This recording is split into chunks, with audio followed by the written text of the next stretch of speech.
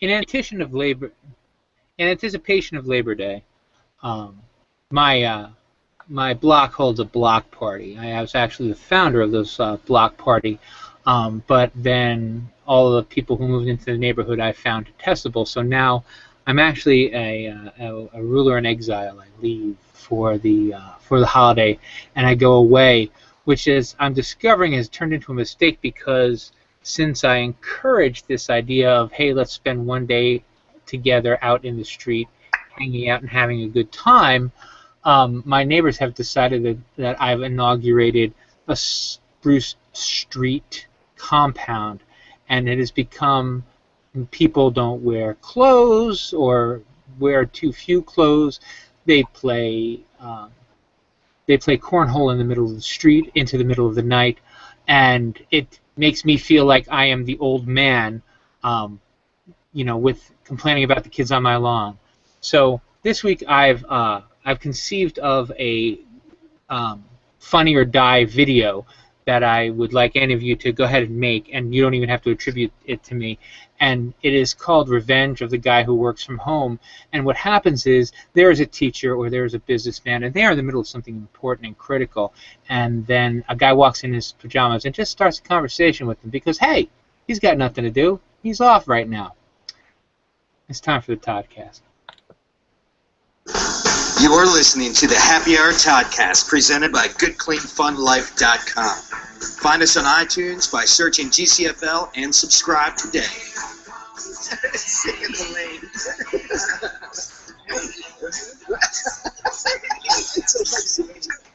Welcome to the Todcast. I'm Tony Russo from, where am I from? No relation. I am Todd from GoodCleanFunLife.com. You're missing. You look like Hal. You're just flashing. You're just a flashing Good Clean Fun Life. There you go. You're just a flashing Good Clean Fun Life insignia. Yeah. Still working on that low tech technology that Google Plus offers for smooth transition with music and intro. So. Yeah, it's tough. I'm actually going to throw myself into that in the coming weeks. I don't know if I mentioned it, but I am writing a book. The book will be done Friday, and then I will throw myself into learning how to promote it better with Google+. I will share with you everything I know. But yeah, so this week when I'm trying to write, and I am really kind of under the gun, my neighbors all had off, and so they come home. They have a hard day at work. God bless them. They work their jobs, and I understand. But they come home and they're up all night just having a fun time, and I don't blame them. What's important to be clear about is I do not blame them. But it is just for the 10 of us who work from home, you know what it's like when people are like, hey, you're at home, so that means you have time to sit and bullshit with me. Right. My boss and I talk about this often because he also works at home. And, the joke is, oh, well, since you have the day off, you can sweep the kitchen. And it's like, no, I don't have the day off. I'm working right now.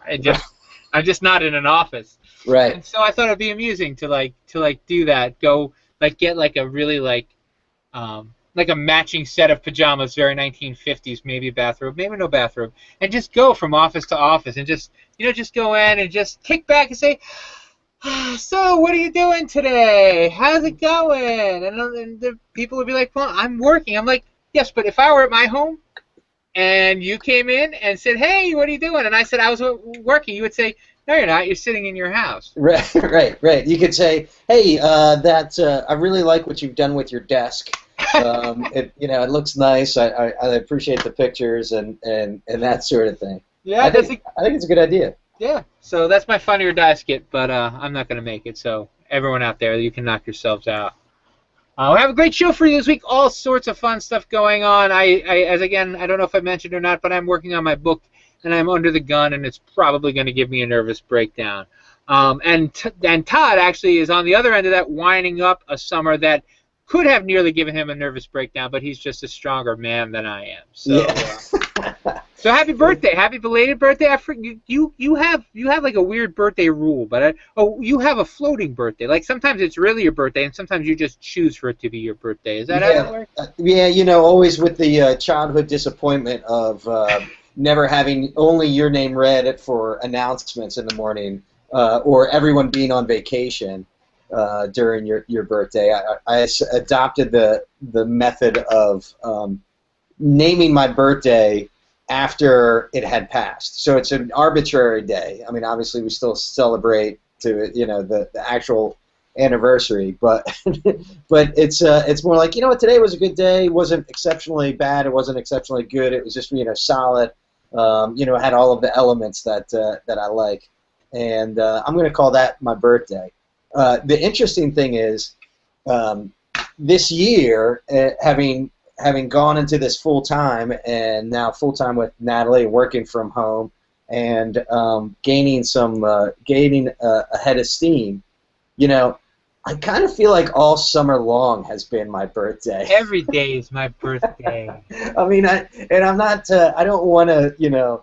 I'm not trying to make anybody jealous. Right. But I have just really appreciated just about every moment of this summer as being, just one of those, everything you want in a perfect day.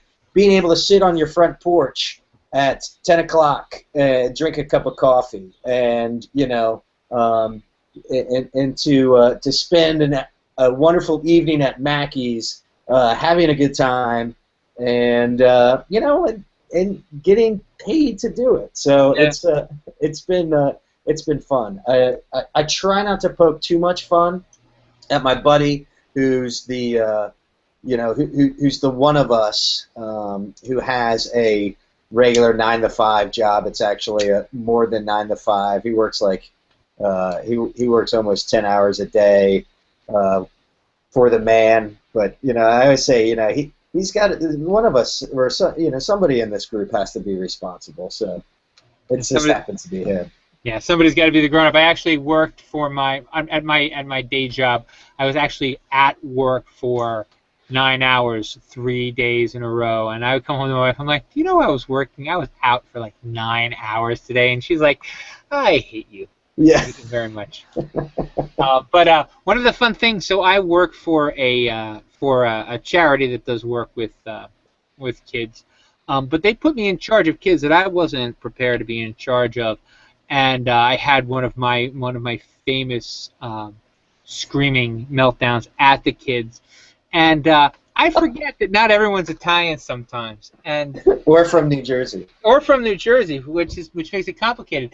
So there was this kid, and I was in charge of this classroom of kids for like 40 minutes, and I'm not. That's not me. And they weren't high school kids; they were like middle school kids. And this one kid was turning around, talking. I'm like, hey guys. Blah, blah. And so I picked something up and I threw it at him, and I hit right below the desk, and I turned red and I got real scary. And I looked at them all, and they were all afraid.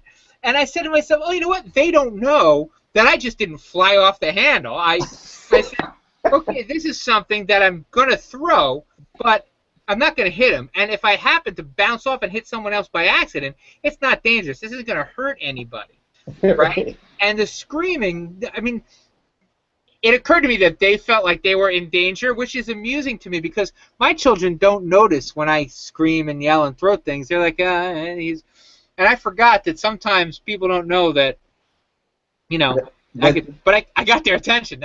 That's just your get your attention tone. Yeah, absolutely. So yeah, I got to introduce some kids to an Italian tantrum last week, which was pretty cool. And actually, it was probably right about now, so that's why I missed the Todcast. And it's just as well because I was wound up by that point.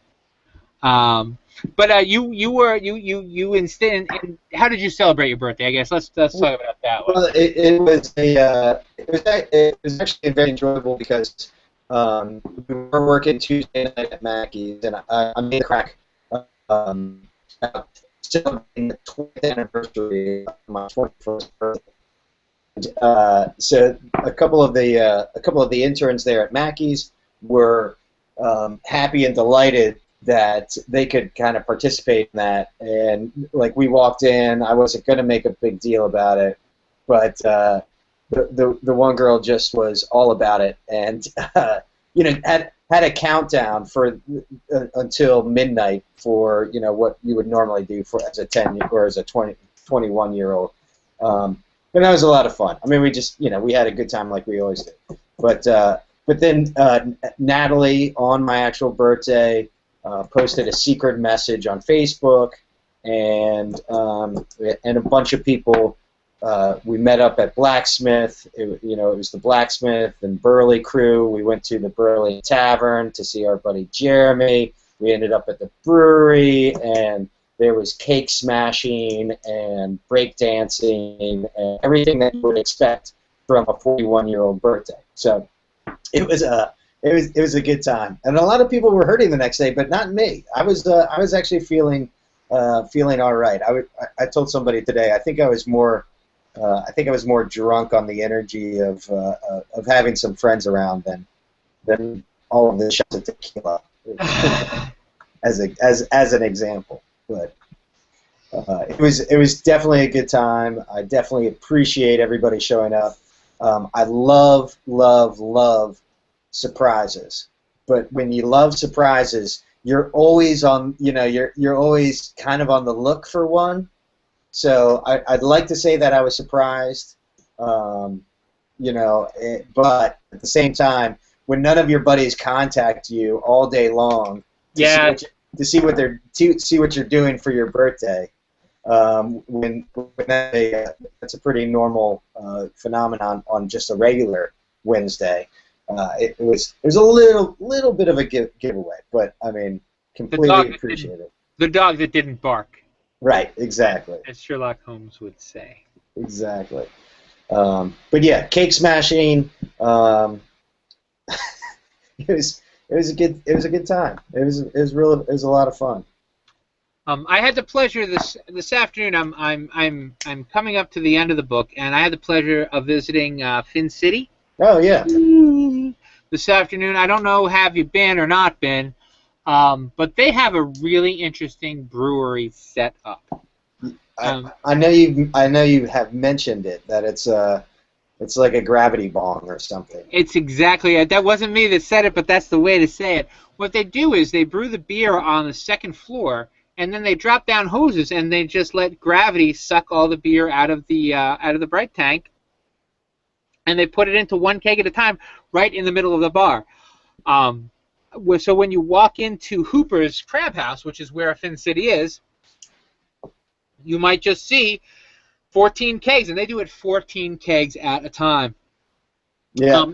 What's really interesting about it, the whole process, is they have a little tiny crane. The next time you're in there, when you come in, if you look up and to the right a little bit, you'll see a yellow pole. And what that yellow pole is it's a little tiny crane that they use to hoist the grain from the ground to the top floor, and then they carry the grain across the top floor, turn the grain into beer, drain the beer into kegs, take the kegs down to the basement, attach them to the taps, which sucks them back up to the bar, pour the beer into glasses, serve the glasses to people, wash out the kegs, empty them out, bring them up to the middle floor, where they put them in the refrigerator for a little while to make them cool, and then when they're cool, they drain them out. They drain the next batch out of the top again. Wow. It's quite the it's quite the project. What I didn't know about them, and that I just learned today, is that they run on hardly anything at all. Their business plan was to actually not spend any money. Not to get into any debt. They bought their stuff. And now they're just waiting, and they're putting all their profits in a big pile. And when they get enough, then they'll open a place. But for now, they're just brewing out of the top of Hooper's and also out of a co-op brewery in Baltimore, which is another interesting story. What they do is there's such a thing called contract brewing, which is where you give a brewer your recipe, and he makes your beer and says it's yours. And it's kind of like ghostwriting for beer makers. Right. But what these guys do is actually they rent space in a larger brewery. Okay. So they go up and they make the beer, but then the other brewery puts it in the bottles and then sends it out for them and that's how they're able to bottle, which is interesting. Like I said, it's like a mix. They don't have the place, but they have the time, and all of them also still have their day job. So There are 6 guys who are brewing part-time all the time. Wow. And the idea is eventually they'll have enough of a profit margin to buy stuff and open a brewery, and then enough of a profit margin to quit their jobs and just work at their own personal brewery. Well, I knew that. I guess I knew they had the contract brewing portion of it, and that if you wanted the real, I don't know, the stuff that was the authentic was coming out of the store over there at Hooper's, but I didn't know it was that sort of bench time, like a mechanic would have, where they're actually going up and doing it. So yeah, they still brew their own beer. They just brew it elsewhere. Yep. So they import and export the beer at the same time. That seems like a lot of trouble, but if it's saving them money, and they've got a lot of exposure out there, and they've been and by all accounts are very nice guys, nice young gentlemen. I'm sorry. Nice young gentlemen. Oh yes. Oh, no, I like them a lot. I like their beers a lot, and I think it does make a difference. I spoke with Vince Wright today, who is the brewer. He's the brains behind the operation. And it's funny because he actually went to Hooper's and said, hey, I want to make beer for you. And they kind of like, yeah, right, get in line. Like, we have some half-assed home brewer come up to us every week and say, hey, we want to brew beer with you. But this half-assed home brewer had actually just won the Pumpkin Chunkin' pumpkin beer competition because he made apparently this really excellent pumpkin beer. I don't like pumpkin beer. I don't know if there's such a thing as excellent pumpkin beer, but some people do and some people have. So anyway, so they kind of half blew him off, but they were having like a homebrew competition, like a which beer do you like best kind of thing. And it turned out that he beat not only all the other homebrewers, but the other pumpkin beer people as well. Yeah. And so that's when the guys from Hooper scanned him and said, all right, so you said beer? Right. And their idea was that they were going to just do this briefly and part-time and build up this war chest so that eventually they could do what they wanted to do, and they've been doing it, and so they're really making it, and I say good on them anyway. There you go. Well, it's I love a good bootstrapping story. That's what we're doing. That's what we've been doing for the last couple of years, and actually I have a great story in that regard. You know how you have those stress dreams? Yeah. Where you're in school and you don't know where your class is, and it's exam day, and then you snap awake and you go, oh, thank goodness, I'm no longer in school. I already finished that.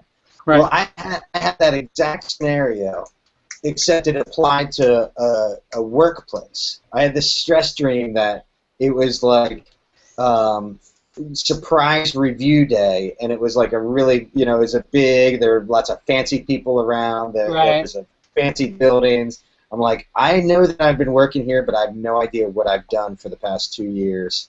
And and in my dream, I'm like, oh my God, I'm going to get fired, and this is going to be awful because this is what supported me while we're doing this, our media production and Good Clean Fun. Right. And some of the older guys were like, poking fun at me and that sort of thing. And then I snapped awake and I said, oh, thank goodness, I don't have a job. Well, one of the things that was the other thing that's interesting about Hooper's is that they're doing it literally part-time.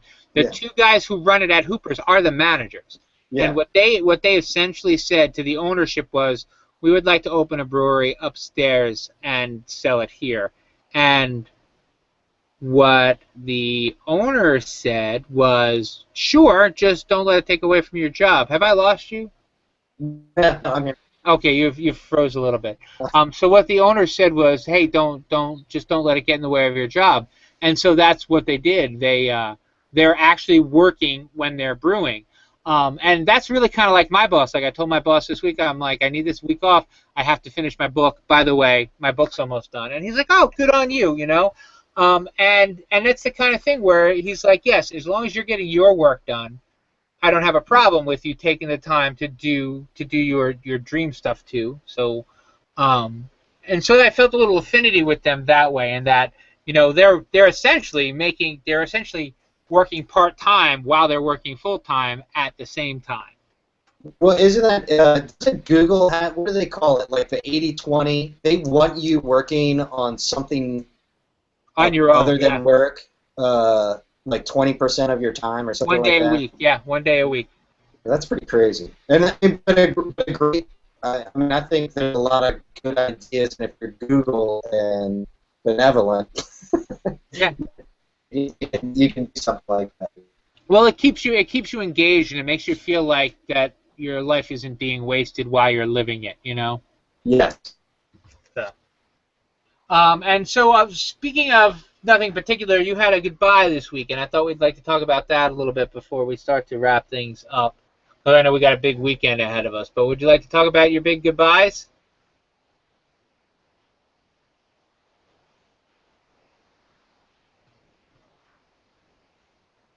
I do not know who's frozen, whether it is you or whether it is me.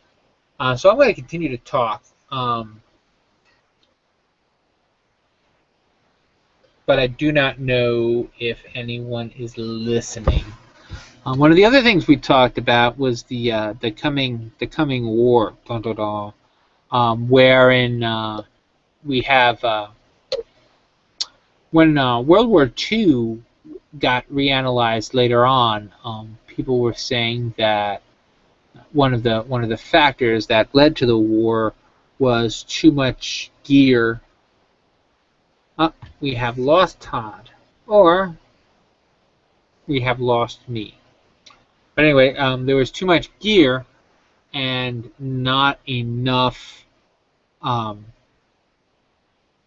brains. And so what happened was, in the rush to use this gear, they had World War II so they could try out all their new toys. More recently, we've had people. Excuse me. We've had people trying to find a way to use all their NATO torpedo police gear, the domestic tanks and things like this, and I don't know. I think that's bad.